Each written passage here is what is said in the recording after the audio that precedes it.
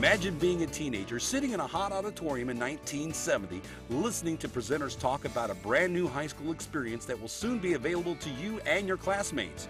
You hear words like air conditioning, open campus, student center, and the opportunity to be a part of the nation's first magnet school. The very term magnet school was still an unknown phrase 40 years ago, but these were the words that Dallas ISD students heard in this very auditorium. And as you can imagine, there was an excitement and awe in the air as these students and many just like them across the school district would embark on a new venture that would change high school education in Dallas forever.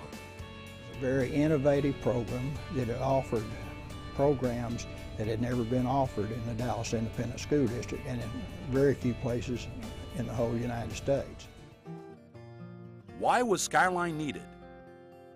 During Skyline's planning phase, the idea was for a school that would house 3 different but cohesive components: a typical high school, a career development center, and an evening school adult training program. From its inception, Skyline had its share of critics. When Superintendent W.T. White led a push to create this hugely innovative school, many critics felt that the school was unneeded and predicted that it would be unsuccessful. It was dubbed the White Elephant because they felt it was creating more trouble than it was worth. However, Skyline proved to be a model school program that's been admired throughout the nation for its ambition. And there were so many different trades that we had there that a youngster could get a great education and go out in the world and make himself a tradesman, or he could go as an educational system, either one. Go on to college and work through the college system, or he could go in and go through the trade systems and do electricians, plumbers, heating and air conditioning. Opportunities unlimited. What's in a name? When the administrators were touring the new facility with the architect, they were admiring the view of downtown Dallas from the 3rd floor. A school administrator, Bill Stamps, commented that Skyline would be a great name for the school. When this suggestion was presented to the board and the superintendent at the time, Dr. Nolan Estes, they adopted Skyline Center as the official name for the building, while the high school component became Skyline High School. Under construction. As the spring of 1970 drew to an end, it became obvious the school would not be completed in time for the beginning of the school year. The administration considered moving the opening date to the fall of 1971, but there was an uproar from students and parents who insisted that the students be allowed to begin school as planned. As the building was going up, we were all anticipating a beautiful building, which was on an 80-acre campus, about 650,000 feet of space. It cost, at that time, a large sum of money of $20 million. As a result, temporary locations were secured in time for the fall of 1970. Because of these delays, the first incoming class of students began to refer to Skyline as the Promised Land. The first school year. During Skyline's first year of operation, juniors held classes in Mercantile Park, an office building located off St. Francis Avenue in Pleasant Grove. Partitions were put in place to separate classrooms, and students could leave campus for lunch. Incoming sophomores attended class at Buckner Children's Home, just a few blocks from where Skyline Center stands. It took a lot of effort to coordinate all of those. With as many students we had, with as many backgrounds as there was, it took a while to do, and I'm glad to have been a part of that experiment and see that it worked. With diversity of students and the cramped spacing in classrooms, students attending these temporary satellite schools bonded and developed long-lasting relationships from the experience. We got to know our teachers a lot more than probably you would on a normal basis because we were so tight and close, ate lunch together, we were all in one little space. We really became tight because of that early experience. Skyline Center finally opened on March the 2nd, 1971. A parade that winded down the streets of Pleasant Grove led students to the shiny new building, the Promised Land.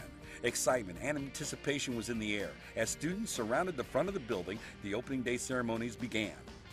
Well, you know, it was very exciting because going in and everything being new and different, we had a student union and that was unheard of, but just everything being brand new was just fantastic. The dream had finally come true for approximately 800 students flooding into their new school home, experiencing for the first time a school that would soon be the model for all Dallas Magnet schools to come. Learning to get all around the school because it was so big. You know, we had maps to get around to the next class, try to hurry up as much as we could because we had 5 minutes to get from each class. Not only did Skyline house full-time students, but it would also be open to part-time students who would attend regular courses at their home schools and come to Skyline Center for their career development. This method of attending magnet school career classes was a revolutionary new idea at the time and would serve as inspiration for later magnet school programs. During its inaugural period, Skyline Center students had a choice of over 27 vocational clusters. It was a tremendous educational facility for youngsters in this area. It was a showcase for all these different districts in and around the Dallas area that came in and visited one of the programs that we had there at Skyline. It was a very unique situation that the educational system put in at that time. Skyline, after it finally got all the facilities completed, began to be a well-known school, and we had visitors from all 50 states and over 43 countries that came to visit us. Desegregation. During the summer of 1971, the Dallas ISD received a court order requiring the desegregation of the entire school system, meaning massive changes were afoot. The order itself came in an untimely manner and ultimately delayed the start of the school year for several weeks into September in order for the many changes to be initiated by the administration. During this process, Crozier Tech High School, Madison High School, and Lincoln High School were closed by court order. Many of the students from these schools were reassigned to other area high schools. Skyline received students from each of the 3 high schools. The start of the second school year saw an enrollment of over 3,000 students, a record-setting number for the Dallas ISD High School at the time. There were many bumps in the road as the desegregation process took place, but the majority of the students wanted only the best for Skyline, a school still in its infancy. A proactive group known as Salt, Pepper, and Cinnamon formed within the halls to advocate for positive relations among all races. The student-led organization developed into a substantial force so that even the Dallas ISD School Board recognized the group for their leadership in a praise-filled proclamation. Whereas, they met with leaders of different factions and sought out the defiant and militant to discuss problems and were able to channel hostilities into rap sessions rather than physical confrontation. And whereas, the administrators at Skyline High School credit these students with being the main instrument in averting a serious situation. Creating tradition.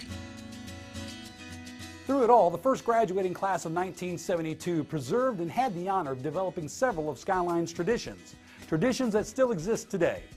You take some ownership in that school, because how you build that foundation means how the bricks are laid, how the building goes up. And I think we all had a lot of pride in what the ISD at that time had envisioned for Skyline to become. And we all wanted it to be everything that it could be and everything we wanted to be. And I think as a class, we left our fingerprints on it. The future. Throughout its history, Skyline has impacted thousands of lives, offering students a unique educational experience that revolutionized the Dallas Independent School District. Students, teachers, and staff who weathered this white elephant through difficult and uncertain times can take pride in knowing that Skyline continues to be the promised land. And a promised land for students as well who are looking to take the responsibility for the future through a diverse style of education. With an alumni of over 30,000 graduates, new technologies have allowed for these children of Skyline to stay in contact with one another and with the school they call home. Every graduating class and individual cluster continue to have their own reunions where alumni can connect and network. It's just very important for all of the students to have something that they can cling to and be a part of after they graduate. They have some great memories and want to continue those memories with functions after they graduate. This vast building continues to grow as well. As part of the 2008 Dallas ISD Bond program, Skyline will receive a new competition gymnasium of approximately 31,000 square feet with a seating capacity of 2,000, associated locker rooms, and a weight room. The gym will be named after longtime basketball coach J.D. Mayo. The cafeteria will also be expanded to approximately 11,000 square feet and increase the seating capacity from 490 to 1,079. Skyline will receive many other renovations to improve the campus environment. It's all expected to be completed by the spring of 2011.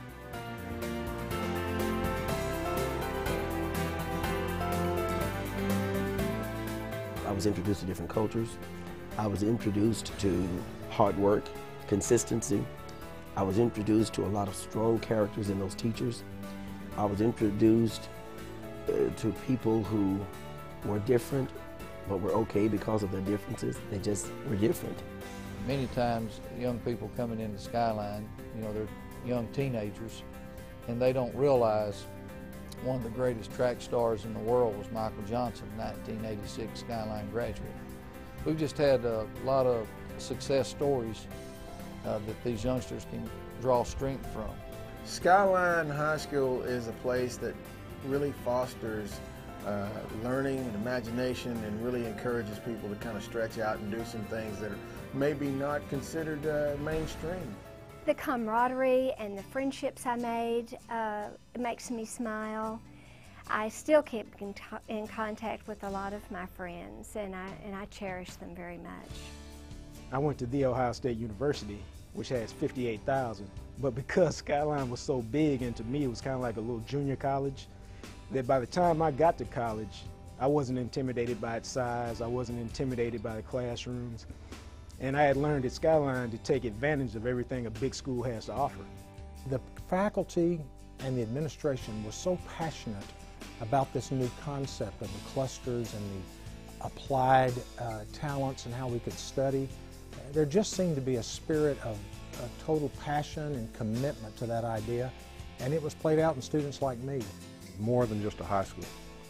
You know, it was a high school, it was a trade school, it had vocational aspects, it had areas that you could explore besides just math, English, and science. You know, you drove around the campus and you see airplanes, and like, it doesn't seem like a high school, more like a college. You know, I just couldn't wait to get there, and had a lot of great friends. And to me, back then, you know, just the student body, you know, the diverse people, cultures, races, we all got along, and it was just a lot of fun. The learning and academics here is just unbelievable. It gets you prepared for, of course, the college life. So one of the main things that I love about Skyline that I recommend to anyone who watches this video is that Skyline is one of the best schools in DISD here. Generation of Skyline students have gone on to be successful, productive adults. It's a true testament of how amazing and unique the magnet concept has become, and how important it is to the Dallas ISD as well as to the city of Dallas. Happy 40th, Skyline!